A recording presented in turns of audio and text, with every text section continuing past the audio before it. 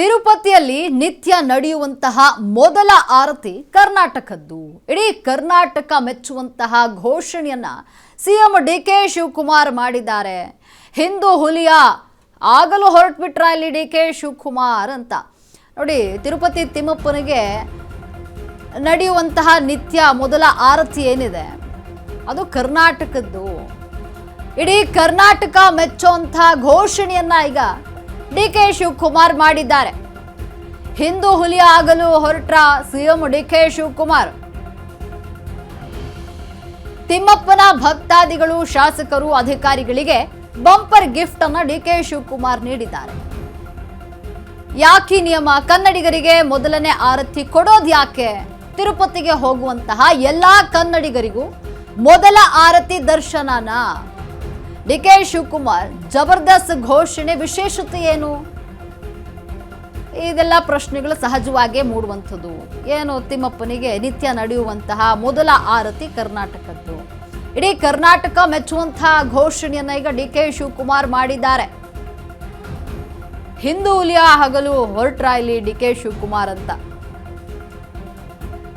ತಿಮ್ಮಪ್ಪನ ಭಕ್ತಾದಿಗಳು, ಶಾಸಕರಿಗೆ bumper gift ಕೊಟ್ಟಿದ್ದಾರೆ ಡಿಕೆ ಶಿವಕುಮಾರ್. ಅಧಿಕಾರಿಗಳಿಗೆ ಬಂಪರ್ ಗಿಫ್ಟ್ ಕೊಡಲು ಮುಂದಾಗಿರುವಂಥದ್ದು. ಯಾಕೆ ನಿಯಮ? ಕನ್ನಡಿಗರಿಗೆ ಮೊದಲನೇ ಆರತಿ ಕೊಡೋದು ಯಾಕೆ? ತಿರುಪತಿಗೆ ಹೋಗುವಂತಹ ಎಲ್ಲಾ ಕನ್ನಡಿಗರಿಗೂ ಮೊದಲ ಆರತಿ ದರ್ಶನ ಆಗುತ್ತಾ? ಡಿಕೆ ಶಿವಕುಮಾರ್ ಜಬರ್ದಸ್ತ್ ಘೋಷಣೆಯ ವಿಶೇಷತೆ ಏನು? ಈ ಎಲ್ಲ ಪ್ರಶ್ನೆಗಳಿರುವಂಥದ್ದು. ನೋಡಿ, ಯಾರೆಲ್ಲ ತಿಮ್ಮಪ್ಪನ ದರ್ಶನ ಪಡಿಬೇಕು ಅಂತ ಕರ್ನಾಟಕದವರು ಅನ್ಕೊಳ್ತಾರೆ, ಅವರಿಗೆ ಬಂಪರ್ ಗಿಫ್ಟನ್ನು ಕೊಡಲು ಡಿಕೆ ಶಿವಕುಮಾರ್ ಮುಂದಾಗಿದ್ದಾರೆ. ಇಡೀ ಕರ್ನಾಟಕ ಮೆಚ್ಚುವಂತಹ ಘೋಷಣೆಯನ್ನು ಡಿಕೆ ಶಿವಕುಮಾರ್ ಮಾಡಿರುವಂಥದ್ದು.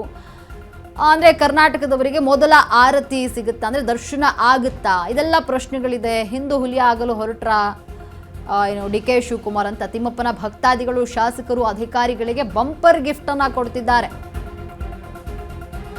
ತಿರುಪತಿಯಲ್ಲಿ ನಿತ್ಯ ನಡೆಯುವಂತಹ ಮೊದಲ ಆರತಿ ಕರ್ನಾಟಕದ್ದು. ಕರ್ನಾಟಕದಲ್ಲಿರುವಂತಹ ತಿರುಪತಿ ಭಕ್ತರಿಗೆ ಸಿಎಂ ಡಿಕೆ ಶಿವಕುಮಾರ್ ಸಿಹಿ ಸುದ್ದಿಯನ್ನ ಕೊಟ್ಟಿದ್ದಾರೆ. ತಿರುಪತಿಯ ಮೊದಲನೇ ಆರತಿ. ಈ ಆರತಿ ರಾಜ್ಯದ ಜನಪ್ರತಿನಿಧಿಗಳು, ಅಧಿಕಾರಿಗಳು, ಇತರೆ ಗಣ್ಯರಿಗೆ ಇನ್ನು ಮುಂದೆ ಸಿಕ್ಕೇ ಸಿಗುತ್ತೆ. ಮೊದಲ ಆರತಿ ಏನು ನಡೆಯುತ್ತೆ ಅದು ಶೀಘ್ರವೇ ಆದೇಶವನ್ನ ಹೊರಡಿಸಲಿರುವಂತಹ ಡಿಕೆ ಶಿವಕುಮಾರ್ ಅವರ ಸರ್ಕಾರ. ಏನೋ ತಿಮ್ಮಪ್ಪನ ಮೊದಲ ಆರತಿ ಏನಾಗುತ್ತೆ, ತಿರುಪತಿಯಲ್ಲಿ ನಿತ್ಯ ನಡೆಯುವಂತಹ ಮೊದಲ ಆರತಿ ಕರ್ನಾಟಕದಲ್ಲಿರುವಂತಹ ತಿರುಪತಿ ಭಕ್ತರಿಗೆ ಸಿಎಂ ಡಿಕೆ ಶಿವಕುಮಾರ್ ಸಿಹಿ ಸುದ್ದಿಯನ್ನ ನೀಡುತ್ತಾ ಇದ್ದಾರೆ. ತಿರುಪತಿಯ ಮೊದಲನೇ ಆರತಿ.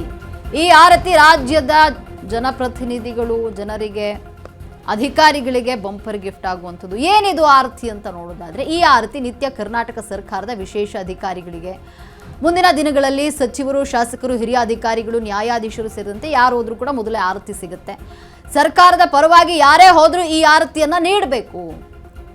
ಎಷ್ಟೋ ಶಾಸಕರು, ಜನಪ್ರತಿನಿಧಿಗಳು ದರ್ಶನ ಸಿಗದೆ ಬಂದಿದ್ದಾರೆ. ಈಗ ದೇವರ ಮುಂದೆ ನಿಂತು ಆರತಿಯನ್ನ ಪಡೆಯಲು ಅವಕಾಶವನ್ನ ಕೇಳುತ್ತಾ ಇರುವಂಥದ್ದು. ತಿಮ್ಮಪ್ಪನ ಮುಖ್ಯ ದ್ವಾರದ ಬಳಿ ತೆರಳಲು, ಪೂಜೆ ಮಾಡಲು ಇಲ್ಲಿ ಆಗ್ತಾ ಇರಲ್ಲ. ಈ ಆರತಿ ನಿತ್ಯ ಕರ್ನಾಟಕ ಸರ್ಕಾರದ ವಿಶೇಷ ಅಧಿಕಾರಿಗಳಿಗೆ ಸಿಗುತ್ತೆ. ಮುಂದಿನ ದಿನಗಳಲ್ಲಿ ಸಚಿವರು, ಶಾಸಕರು, ಹಿರಿಯ ಅಧಿಕಾರಿಗಳು, ನ್ಯಾಯಾಧೀಶರು ಸೇರಿದಂತೆ ಯಾರೇ ಭೇಟಿ ನೀಡಿದ್ರೂ ಕೂಡ ಸಿಗುತ್ತೆ. ಸರ್ಕಾರದ ಪರವಾಗಿ ಯಾರೇ ಹೋದ್ರೂ ಈ ಆರತಿಯನ್ನ ನೀಡಬೇಕು. ಸಂಸ್ಕಾರ, ನಮ್ಮ ಸಾಕ್ಷಾತ್ಕಾರ ಇವೆಲ್ಲ ಕೂಡ ಒಂದೇ. ಸೊ ಅದರಿಂದ ಈ ದಿನದಲ್ಲಿ ನಾವೆಲ್ಲ ಸೇರಿ ಕೆಲಸ ಮಾಡೋಣ. ಮುಂದಿನ ದಿನ ಇವತ್ತು ಈ ದೇಶದಲ್ಲಿ ನಾನು ಕೂಡ ಇಷ್ಟು ಗಂಟೆಗೆ ಯಾವತ್ತೂ ಪೂಜೆ ನಡೀಬೇಕು ದೇವಸ್ಥಾನದಲ್ಲಿ. ಸಂಪ್ರದಾಯ ರಾಮಲಿಂಗರಿಗೆ ಕೂಡ ಕೆಲವು ವರ್ಷಗಳ ಕಾಲ 3 ವರ್ಷ ತಂದೆಯಾದಂಥ ಒಂದು ಹೊಸ ರೂಪವನ್ನು ಕೊಡಲಿಕ್ಕೆ, ಅರ್ಚಕರಿಗೂ ಕೂಡ ಶಕ್ತಿಯನ್ನು ತುಂಬಲಿಕ್ಕೆ ಅವರದೇ ಆದಂಥ ಕಾರ್ಯಕ್ರಮವನ್ನು ಮಾಡಿದ್ದಾರೆ. ಅದರಲ್ಲಿ ರಾಜ್ಯದಲ್ಲೂ ಕೂಡ ಅದಕ್ಕೆ ಸದಸ್ಯರಾಗಿ ಸೇವೆಯನ್ನು ಮಾಡ್ಕೊಂಡು ಬಂದರು. ಬೇಕಾದಷ್ಟು ಮಕ್ಕಳಿಗೆ ತಗಾಲುಗಳು ಕೂಡ ಇವತ್ತು ಬಂದಿದೆ, ದೇವಸ್ಥಾನಗಳಲ್ಲಿ ಆ ಮಠಗಳಲ್ಲಿ ಬಂದಿದೆ.